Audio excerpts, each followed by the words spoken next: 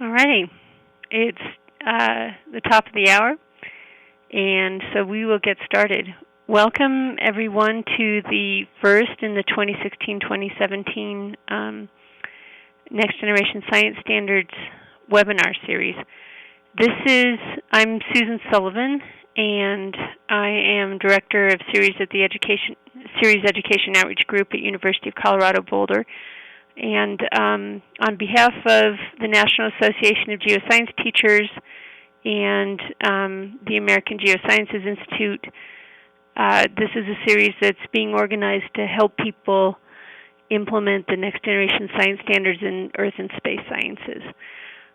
Today, we are being joined by Dr. Eric Pyle.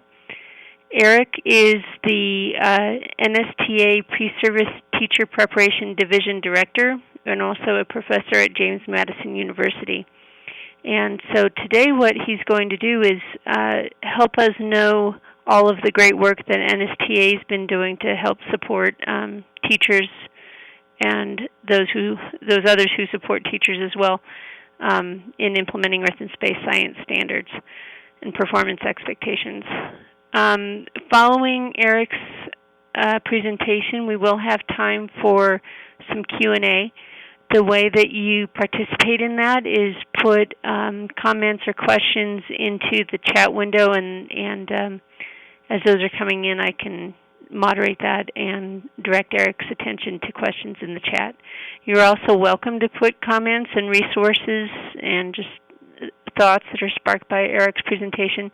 You're welcome to put those into the chat as they occur to you during the presentation as well.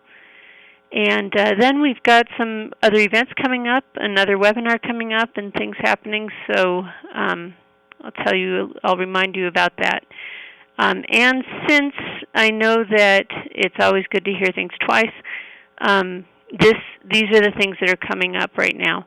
So this webinar series is always on the second Thursdays. It's at 1 p.m. Pacific Time, 4 p.m. Eastern Time. And our next webinar is by Michael Weissession.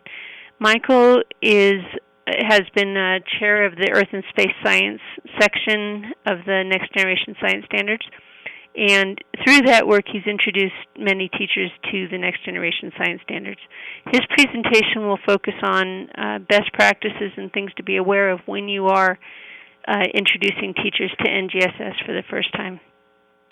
Also, if you will be at the Geological Society of America annual meeting, GSA meeting in Denver, Colorado, there is a session that's about Next Generation Science Standards, T85.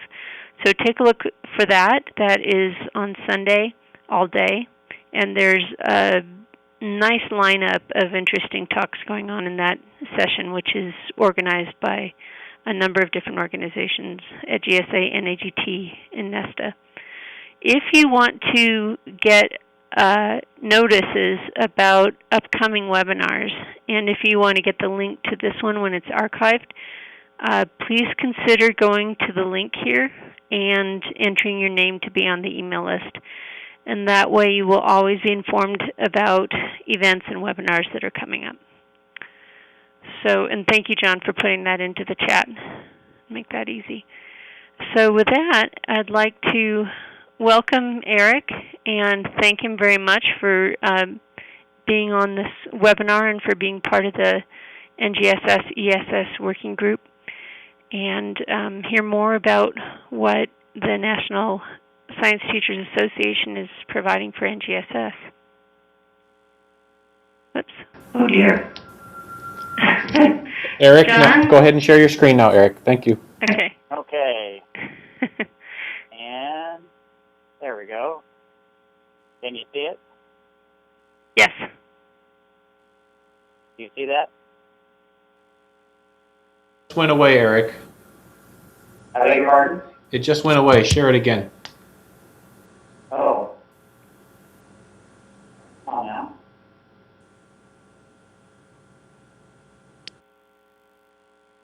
The whole thing just crashed. I'm sorry, the Adobe just crashed, it looks like. Okay. I shared it because I don't see that icon anymore.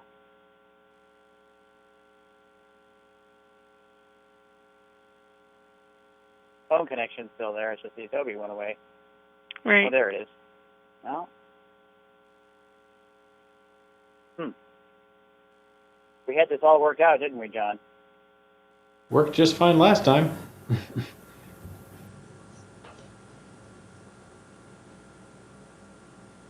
I do apologize. Joe, do you have a copy of Eric's slides? I do, and they are on the website, the webinar website.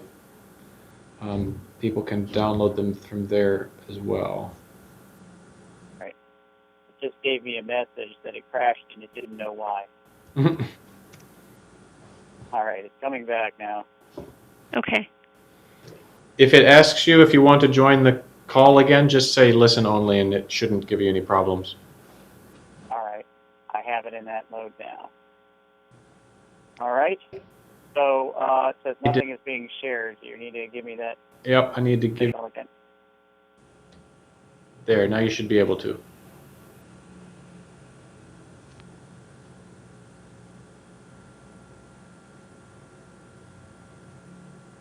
All right, well, I'm clicking on it. It came up momentarily and then it went away.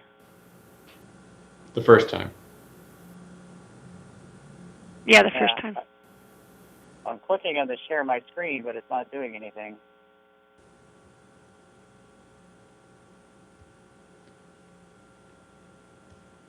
Righty. John, are you able to upload slides if necessary? I can. Okay. We were just going to do some screen sharing from his end, which we obviously can't do if he can't get that together. So. Well, John, why don't you go ahead and do that, because I have the links in the presentation. Sure. Give me just 2 shakes. Okay. Everybody, while John's getting that together, it looks like he put the link. He put the link in the chat for where you can pull up those slides. If necessary, I guess we could share my screen, but I can't do Eric's web tour. I can post links from the PowerPoint into the chat box when we need to get to someplace. So. Okay, that'd be great.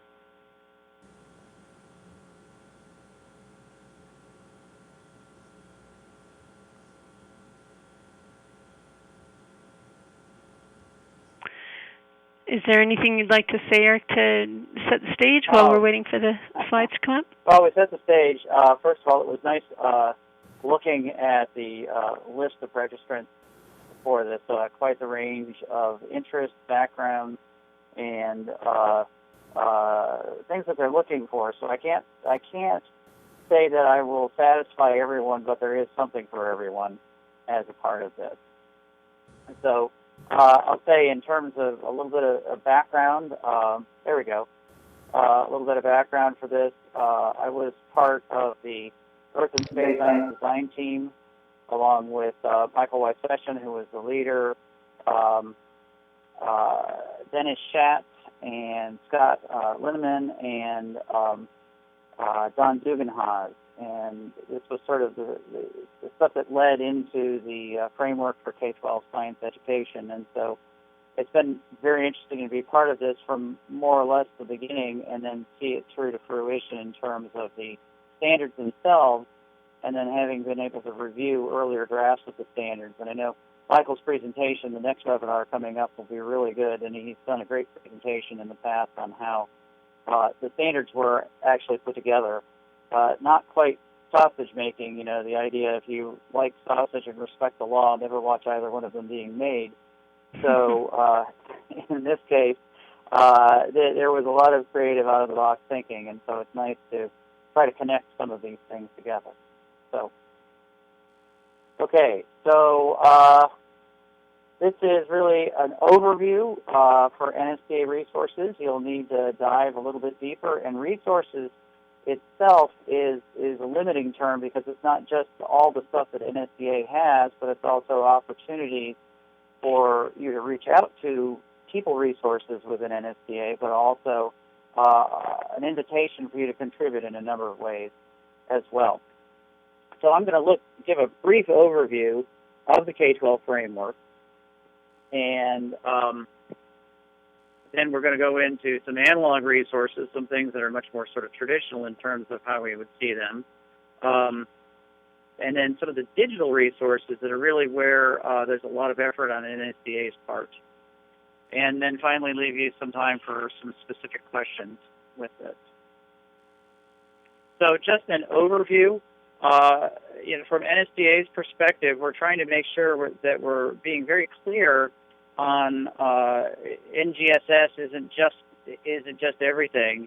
It is certainly a little bit of a shorthand to talk about, but it was brought up as lead states started to take on roles and NSTA really began to embrace NGSS that a lot of states were not. In fact, this came out not this past summer, but the summer before at our National Congress in Science Education, that there were states were saying, why is NSTA investing all in NGSS when we will never be an adoption state? And so as a board, we took a step backwards and say, all right, where does this come from? Why is this coming from? And you can say there's huge, I'm sure have seen examples of pushback, putting things together with a Common Core and so on. But the idea is if you look at the K-12 framework, you're really looking at something that is a scientific consensus and you can't just reject it out of hand.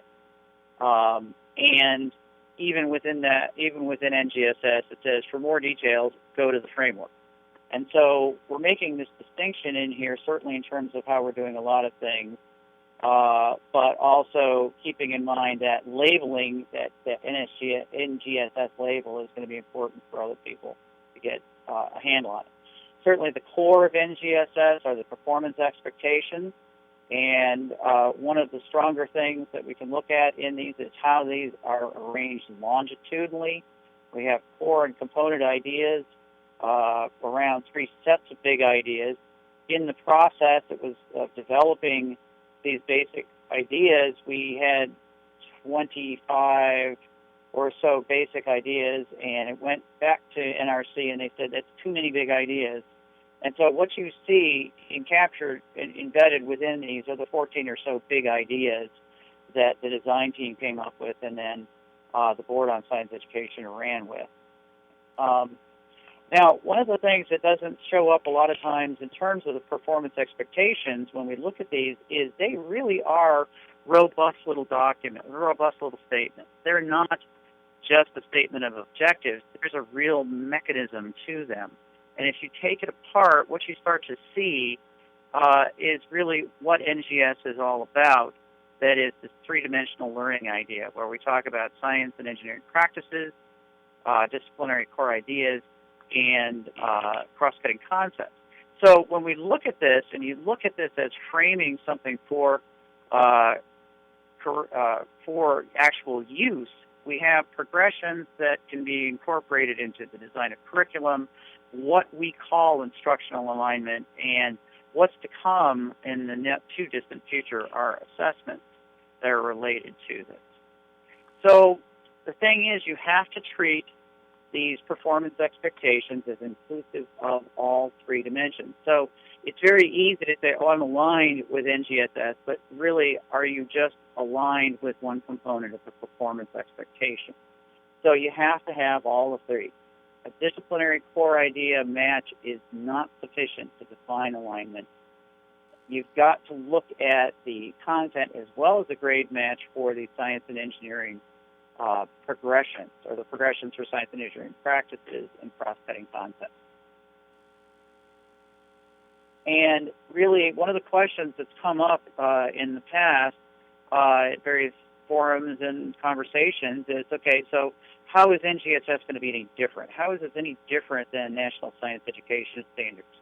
And really, one of the things we look at is the structure really helps us to understand alignment in a non-trivial way. You really have to go in depth, but it also comes with it a great deal of responsibility that if we say we're adhering to it, or what we have to do is match these 3D components and expect this of any materials that we would work with, that the 3-dimensional learning is in there. And so to that end, NSTA really is part of our mission statement, the national leader in science education, and in that light has embraced NGSS materials, producing events, and in fact, in publications and things that people would contribute to conferences, we have the expectation of seeing NGSS written large.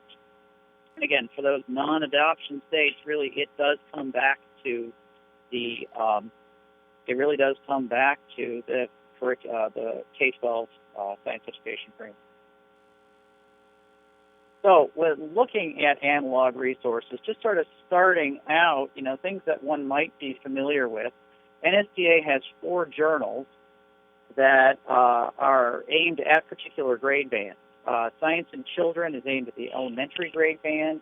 Science Scope is aimed at a middle school grade band. The Science Teacher then at a high school grade band. And then the Journal of College Science Teaching is there for the rest of us. Generally speaking, these first 3, Science in Children, Science Scope, and Science Teacher, are going to require NGSS connections for their articles. If you look at the instructions to authors, that has to be explicit. And again, they are looking at this in the non-trivial way. We need to have the science and engineering practices as well as the cross-cutting concepts in here. The Journal of College Science Teaching is not just focused on that introductory science or general education science, but really is looking for input in terms of science teacher preparation, because this is where it's happening, or at least part of it. You're looking at articles then that are going to be generally short, somewhere in the neighborhood of 1,500 to 2,000 words, and where you've actually done this. Does this work, and can you show that it's worked? What's the data? What's the engagement for students, and so on? And in particular, where's safety coming in? Are we following appropriate things? In terms of publications, if we look at books then, we're looking then at NGSS-specific titles and then non-NGSS specific titles. And I want to talk about the NGSS-specific titles first of all. You see a little QR code here, and I know there's a web link. I think it's in the next slide. But the idea here with these publications is here is a dedicated set of publications. If you need to hold paper, if you need to put a Post-it note or tab something or highlight something, here is something you can turn to. There is a very good quick guide to the NGSS, which does a very nice job of laying things out. So if you're an elementary teacher, then you can find those things that are most germane to you in a very clear statement and some suggestions where to go with it. If you're a middle school, if you're focusing on the professional development for middle school teachers, the same thing can be right there. Now, putting it in place, I think this is particularly important. This introduction to the NGSS for teachers and administrators is going to be very important in this as well. Now, overall, until very recently in NSTA publications, earth science titles really have lagged behind in terms of the other content areas. And this is, I'm going to plant a seed that really this is a real opportunity, and there's a real interest in terms of NSTA publications for earth science titles.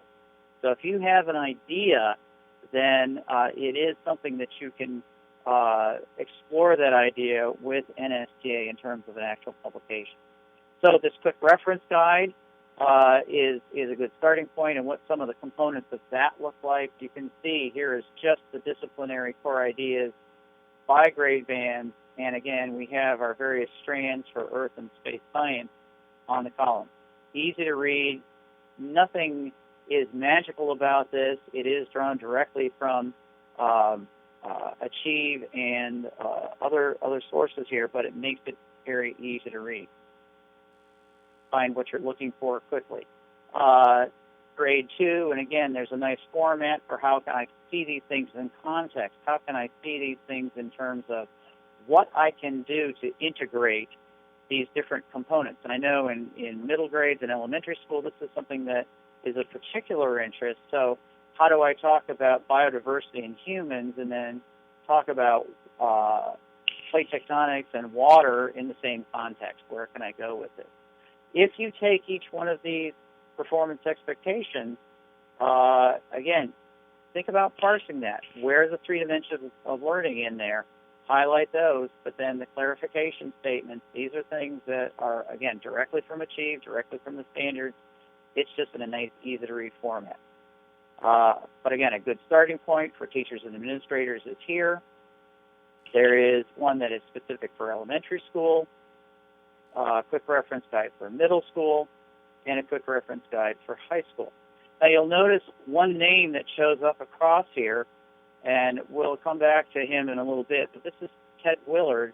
And I will say, in particular, this is good. This is a reflection. NSTA is investing in a person now who gets up in the morning and says, what am I going to do to connect NSTA to resources to NGSS? And part of that is actually putting out these specific publications. And looking at this for all students then, this particular volume has a variety of different authors, and this looks at the diversity of students, from English language learners to students with special needs. And it has some very specific strategies for how we might connect these things, connect the NGSS to the broad range of students that we have. Some non-NGSS specific, this has been one of the big things with NSTA for the longest time. David Beacom, who has been the director of NSTA Publications for the longest time, has done a wonderful job. He's received national recognition for the depth and breadth of NSTA publications, and books in particular. But if we look at these things, there are some that are pedagogical in their orientation, how to teach, how to use things. A recent book by Michael Bowen came out on data literacy that has very good suggestions that can connect with what we do as our science teachers. At our recent board meeting, we found that a report came out that Stop Taking It series is one of the most popular series within the NSTA publications. Unfortunately, we don't see a lot for earth science, and so they have stopped taking it physics and mechanics and things, so this is, again, a real opportunity. But to the extent that you'd like to tie in other things to your earth science teaching, the Stop Taking It series is a really good way to start. Paige Keeley has been very prolific in terms of these formative assessment probes, and I'll talk about a specific example of a recent hub in a moment. But these are really good ways of finding out where your students are, where you, and how you can begin to adjust your teaching to bring them to goals. Trade books are something that's very important, and within NSBA there is a trade book group that is about how do we provide professional development for using trade groups. Ted, I see you're on there. But we have a variety of things. In the trade books, Chris Royce of Shippensburg State University, and I can encourage you to reach out to her if you're interested in using trade books. She can give you some very good suggestions on where to go with this. There are a variety of enhanced e-books. These are things that are relatively new, designed to be used from a tablet. They can be used for primary instruction or for professional development as well. So this is a very recent book. As I mentioned, Paige Keeley is lead author, 32 new formative assessment probes, and they're arranged very topically that you should be able to match up to your interest or areas that you have seen problems with students. But here's a very nice one in terms of describing earth plates, and they're all laid out in this fairly easy-to-read format with some good examples, but then again you have your reference here. Now, she's referencing related core ideas, and they're from the framework, the NRC framework within it, but you can find this in every one of these formative assessment probes, and they're available for a variety of areas. These are two other recent publications. Once Upon an Earth Science book, which is very interesting if you'd like to incorporate reading as a part of your earth science instruction. Again, think more developmental readers, elementary school, middle school, where you're looking at this, but they are designed as interdisciplinary. And doing good science in middle school, it says a practical STEM guide. Well, we know we're all part of STEM, and there is one, again, particularly for middle grade, a little bit of narrative of how to tie to NGSS, but also written large here, science and engineering practice, cost-cutting concepts. These are all going to be part of that and things that you can look at and grab a hold of. Another recent publication, which you wouldn't necessarily think directly related to NGSS, Teaching Energy Across the Sciences. A couple of very good chapters here. Why focus on natural resources? Well, one of the strands for the Earth and Space Science performance expectations does deal with Earth and human relationship, and we need these natural resources. But let's take this a step further. Assessing energy as a cross-cutting concept. So already we're designing these ideas of how the three-dimensional learning can be played out and then drawn upon. Okay, another analog resource is certainly conferences and meetings. And I'm going to pull this one up here, but just a couple of things beforehand. Every spring in a major city, there's thousands and thousands of teachers. Every one that I've gone to, you never get to see everything that you want to. You never get to see everybody that you want to see, but they are enriching. And your first one is definitely overwhelming. Every person I've ever met who's gone to one for the first time just comes away exhausted with everything they have run across. It's a very interesting sort of thing, and here's some double secret things in here. Ted, cover your ears, maybe. But proposals, this has always been a little bit of a bone of contention. They're submitted about almost a year in advance. Almost as soon as you get back from one annual meeting in the spring, you're facing the deadline for the next year's annual meeting. And a similar relationship here. But there is the expectation of having NGSS relations with alignment components, three-dimensional learning within your proposals. And certainly, if you're finding a good session, you should come into that with the expectation of finding NGSS relationships. And again, certainly safety is there. But there are a couple of things, a couple of words of advice. There's a bit of an anomaly in the review process that if you say, well, if I submit lots of proposals in the hope of getting one picture or one accepted, then it can actually kind of work against you. And you have to be very careful and very sure if you're tying something to a conference strand, then you better be very sure that you are, in fact, aligning it to conference strand. Very famous people have had proposals rejected because they tied it to a strand and it didn't really match the strand. So there is a little bit of an anomaly. You can actually increase your chances by not getting an acceptance by not necessarily tying it to a strand. And another word of advice, workshop proposals, if you wanted to do a day-long or a half-a-day session, these are very hard to get accepted. And, you know, you have to really sort of lay the groundwork, do your homework ahead of time in terms of what you need. But you really, it's hard to get accepted. And as a result, generally, the quality of what gets presented for these half-day or day-long workshops is very high. There are also student chapter events available. So if you're a university faculty member and you don't have a student chapter, I would encourage you to connect with Tashia Burtz, who is the Director for Membership at NSTA, and she will provide you with the materials for starting a student chapter. Okay. We do have area meetings. They are held each fall, usually near the beginning of October, and then November, and then in December. Another event which has been around, just come about fairly recently, is the annual STEM Forum, which is held every summer, and again, overt connections to NGSS, but also includes engineering very well as part of that. Exhibit halls in all of these meetings are very popular, And for the most part, vendors have been responding to NGSS in productive ways. So I will say I am disappointed personally with some of the vendors because sometimes I would expect to see earth science and I don't. So it is something that when you connect with these people, you can say, where's the earth science? Show me your earth science off. Another resource that you can look at within NSTA deals with standing committees and advisory boards.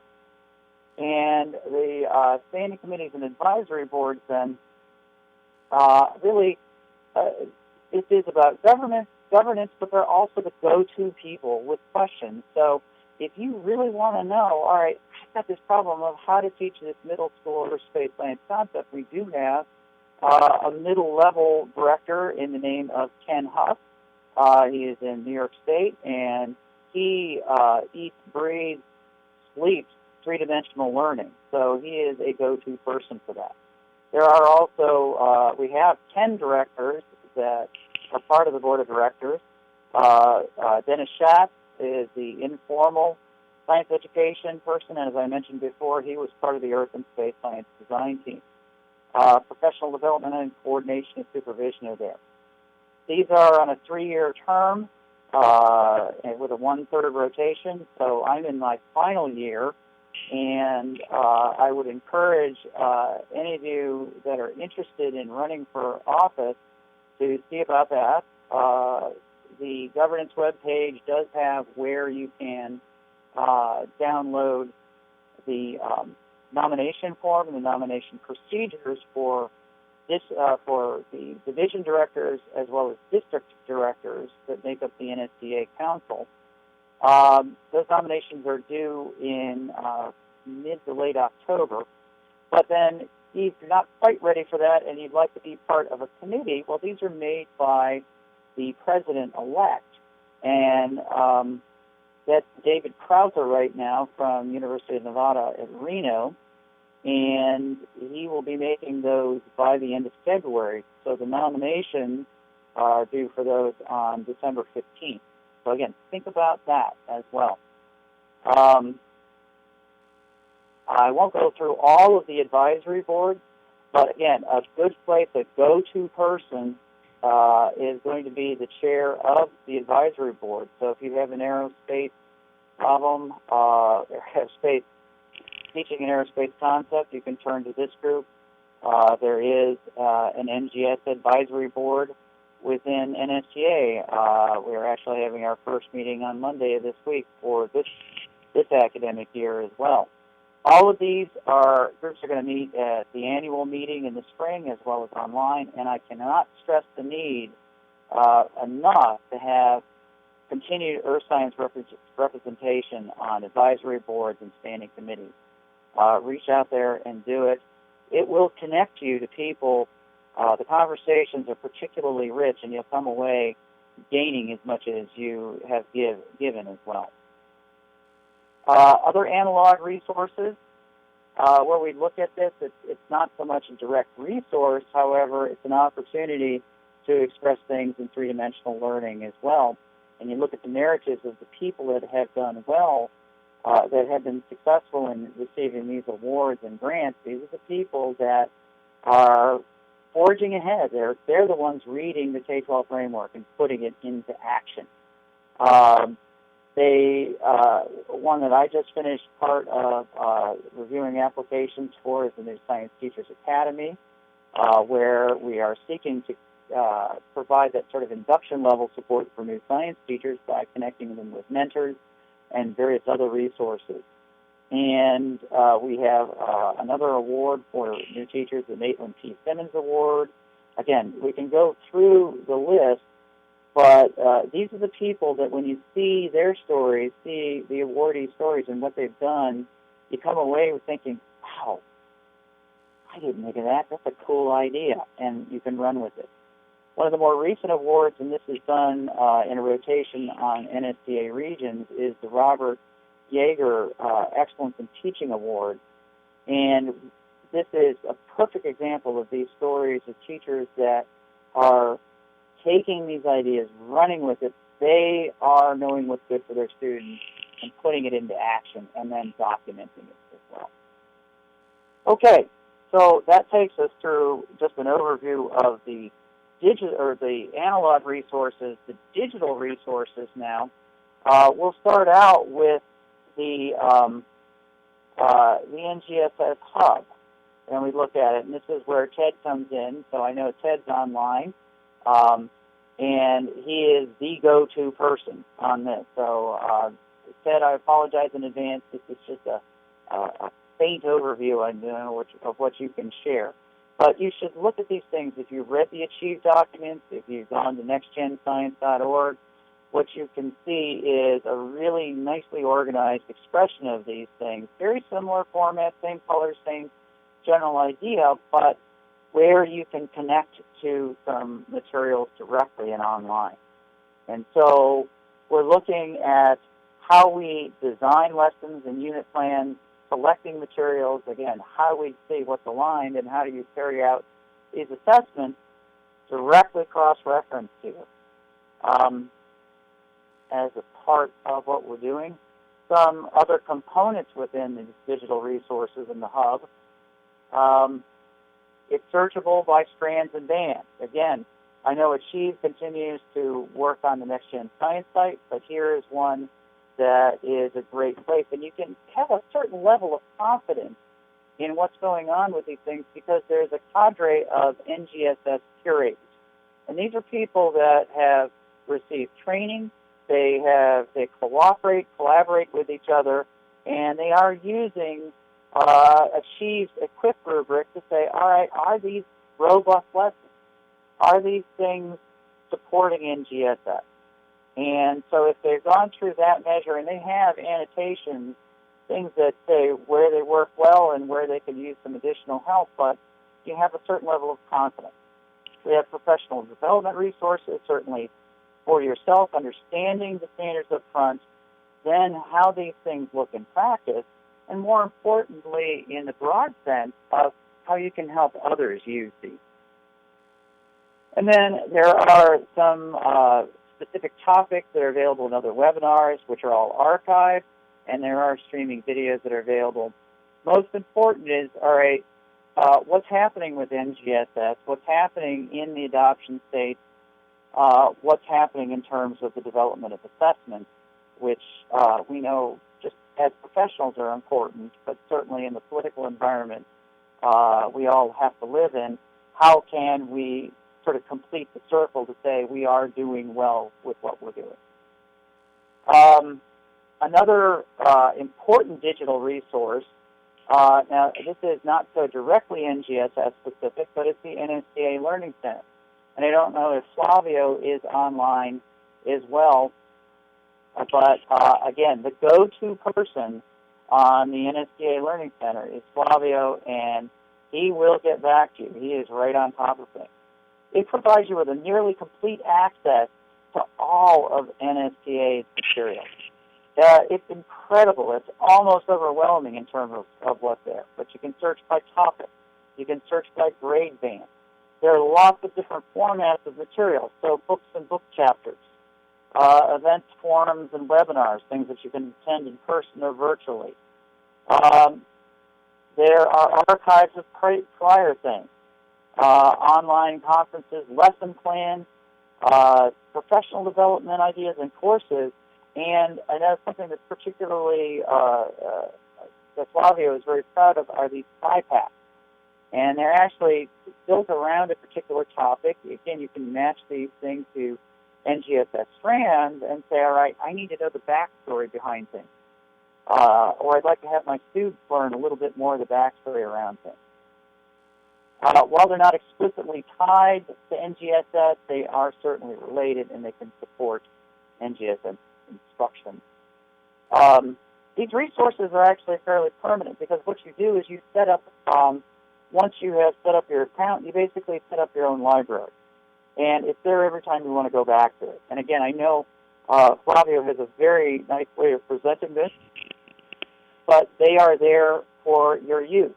And to the extent that you have students that are engaged with these things, then and they have their own accounts. They're available to use. You can share these with other teachers as a part of a professional development program.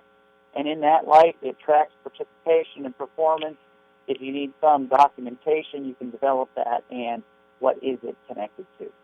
Now, originally, these were the NSTA Learning Center. We're looking at this something that was designed for in-service teachers, but there's also extensive use with pre-service teachers. And it's been primarily through methods course instructors. But we also have to consider that in many institutions, the content course instructors are providing some specialized instruction, especially to elementary teachers. And I know Flavio is very engaged with outreach to content course instructors. And so if you're one of those and you'd like to, how do I reach teachers, how do I connect to NGSS, contact Flavio and he will put you together. There's also great connections then with the e-textbooks, and one in particular using this with pre-service teachers, how to use this as a textbook there. There is also a digital resource that's sort of broad spectrum, but this is a nice sort of special topic there, special focus. And so if I take a contemporary issue that is perhaps problematic on a broad way, how can I teach this? And number one is about climate change. So links to NSBA's position statement on teaching climate change, NGSS cross-references, other publications, where to find these things in the Learning Center, and so on. If this is your topic, this is a great place to go, and you don't have to search for it. The search has already been done for you. Okay, so I know this is a little bit like the picture of these teachers here. This is after the first day of a workshop a couple of years ago with a colleague of mine. They described it as being slammed by geology, and so it is a little bit of a fire hose, but I will say in summary, NSTA does have this huge collection of resources available in a variety of formats. The connections are the rule now rather than the exception, now and for the foreseeable future. And if you look at these NGSS filters, you can find some things that are very turnkey, but also support your long-term professional development needs. First science materials, though, do remain a little thinner on the ground, so this is really an opportunity, an invitation to connect with this.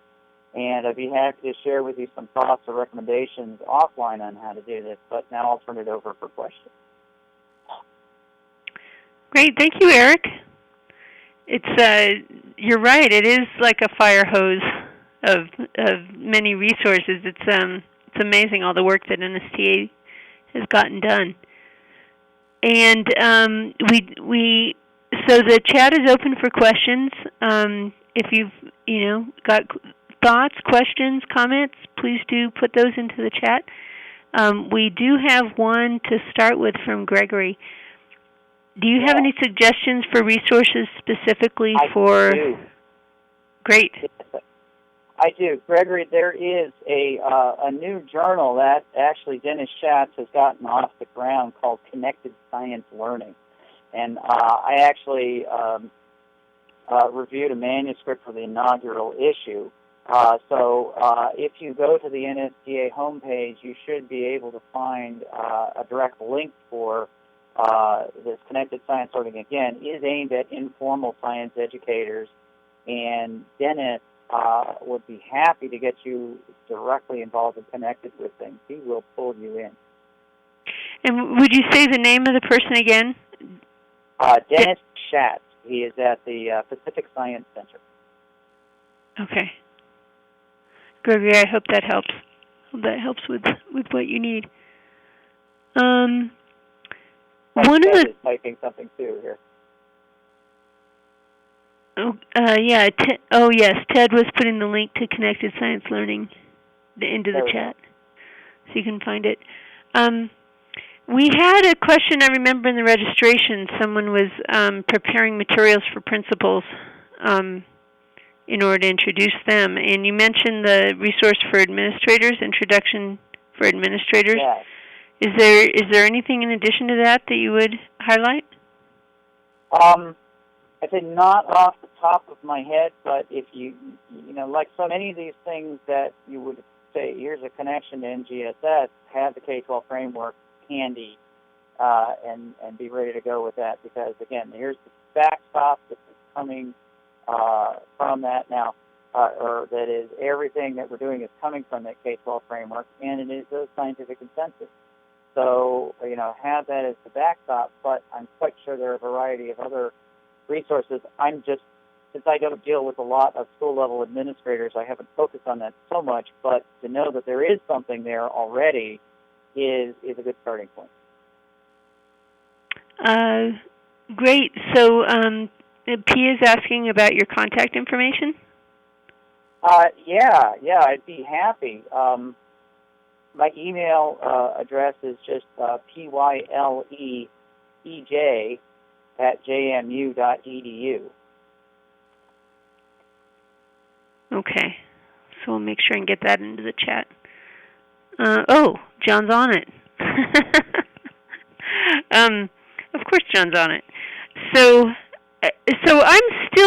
I'm still wondering, there's so much here, and I'm wondering if you were trying to get into this area or trying to figure out how to support teachers in this, what are the top 3 things that you would do? Okay. Well, if I was very directly focused on NGSS, and I want to say, what's the first place I would go? I would go to the NGSS Hub. I would go there and do a search. If I want to know how to teach about earthquakes, if I want some ideas about how to teach about earthquakes and begin my process of alignment with that, I would start there, and then I would branch out from there into the NSTA Learning Center, and then into NSTA Publications from there. But again, I would go with the Learning Center first, simply because, as I said, until fairly recently, earth science titles have been a little thin on the publication list. That said, continue to look at the NSTA journals as well for your particular grade band. Okay, so that's a good way to put some focus on the search. Sounds great. Again, if I don't know where to start, but I need to do this, or I feel compelled to do it, I would start there.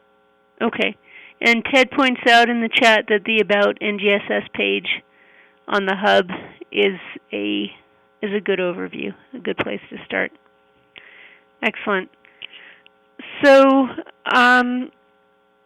anybody on the call on the webinar, now's a good time to ask questions if you have more questions that have not already been covered. So I'll watch for a second and see if people are typing into the chat.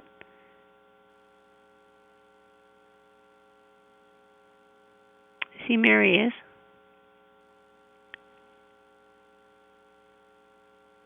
And John, when I close out, I know I went through my slides accidentally when I was looking for Eric's. So I don't know if they're still there. So Mary has a comment. There's also recommended trade books from NSTA recommends. Again, I'm hearing this theme that earth science materials are thinner and welcome. So what would be the first step if somebody does want to contribute materials or talk to somebody about a bigger platform for things they know? Okay. Well, it depends on if you want to talk about, an article for a specific grade level journal, or if you have enough material that you think should be in a book. There are field editors then for each of the journals, as well as managing editor. But the field editor are the ones that are going to say, "Wow, that's something that fits well. We have a call for papers for a themed issue," or so on. And that's a good way to start. Again, it's a 1,500 to 2,000 word article that should have some evidence of how well it's worked. Now, there are guidelines for authors on the journal page, And in addition, there are guidelines for authors for books. And if you go to the NSTA Publications page, there's it's a very nicely laid out to spelled out thing of what do we publish, what are we interested in, how do you do this. And so I hate to say, just go to the web page, but I say just go to the web page because it's good and it has laid things out in a nice nuts and bolts fashion. Mhm. So if you have considered publishing or thought in the back of your head that you might want to publish someday, sounds like now's a good time to really look at that. Okay. Oh yeah. Okay. Excellent. And I'd say the one thing, and just I think you're right. Now is a good time to be doing this. NSTA Publications are very strong. In terms of the report that was provided at our most recent board meeting, they are in great shape and doing great things. So it's a good wave to ride. Great. Okay. Well, with that, I want to thank you, Eric, for doing this presentation, and thank you for all the work you do to support science teaching. And also to everybody else on the call, I saw some excellent questions and projects going on among the people who registered for this webinar. So it looks like John's pulling up my slides again. Yes, great. So again, as a reminder, we will have this webinar again next month. I didn't put the date. I didn't put the date for Michael Weiss session. It's on the second Thursday in October. And if you're going to GSA, I hope to see you at this session on Sunday. If these slides and this presentation will be archived, and you can get a link to that on the website that's associated with this list, and sign up to get more notices as we go on. We're setting up the slate for the rest of the series. Also, if you have a topic that you might be interested in presenting, if you have some well-formed projects and thoughts on this that you'd like to share, please do get in contact with me or one of the other organizers and discuss the possibility of presenting.